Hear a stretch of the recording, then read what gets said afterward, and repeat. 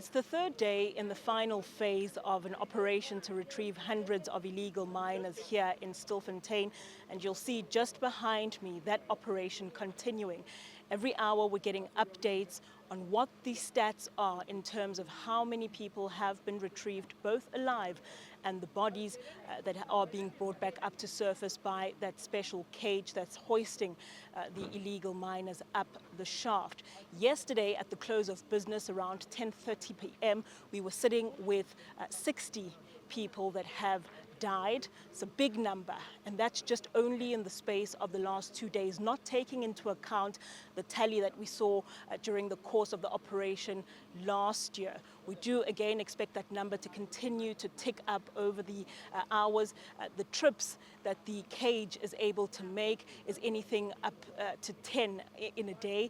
It is a bit of a tedious process. It takes some time. It's a risky process as well, and so there's a lot of care that has to go into hoisting that cage up and down the shaft. As for today, it's 22 alive persons that have been retrieved, 18 bodies for today only. And then if I can just take a recap since Monday. On Monday, you will recall that we had 26 arrested. We had 9 certified as deceased.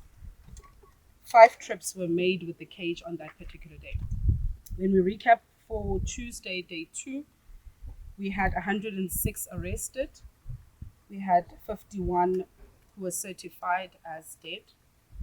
And on that particular day, we made 17 trips with the cage. And as I've indicated, I've already highlighted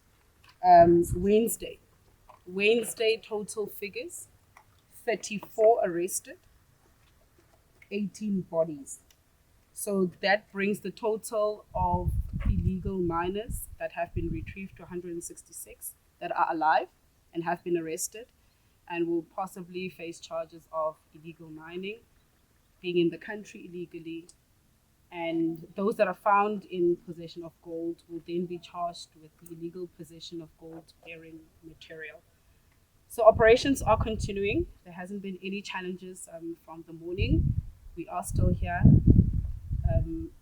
We are together with various government departments.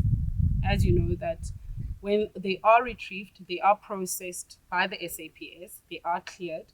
We do have metal detectors that can determine if they are in possession of any gold-bearing material.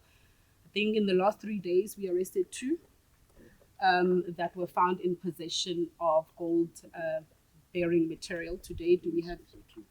Today is also 2, so that brings the total number of those arrested for gold-bearing material to 4 since Monday. So they are processed. We do inspect them with a metal detector to detect that particular gold. It is then confiscated. Thereafter, they are then referred to emergency services. They are then triaged, and those that require further medical care are then hospitalized, and some are taken to local clinics. We will be spending the day here, all of today here, monitoring that. That operation runs from 6 a.m. to again 10 p.m. In case you missed it yesterday, we had the Police Minister Senzo Mchunu making another visit here to Stilfontein. That would be his 3rd visit. Also setting foot here was finally Petroleum and Mineral Resources Minister Gwede Mantashe, his 1st visit here in Stilfontein after a number of times saying this was out of his jurisdiction. It's a crime scene, and therefore he had no business being here. But of course, because the mine rescue experts are now on scene doing their work, he now says, it falls within his purview, and he has every reason to be here to get an update. They've given this operation about 10 days to be completed. After 10 days, they'll then be reviewing where they are with this particular operation before deciding on a way forward. Nogukhanya Mdambo, Eyewitness News in Stilfontein, Northwest.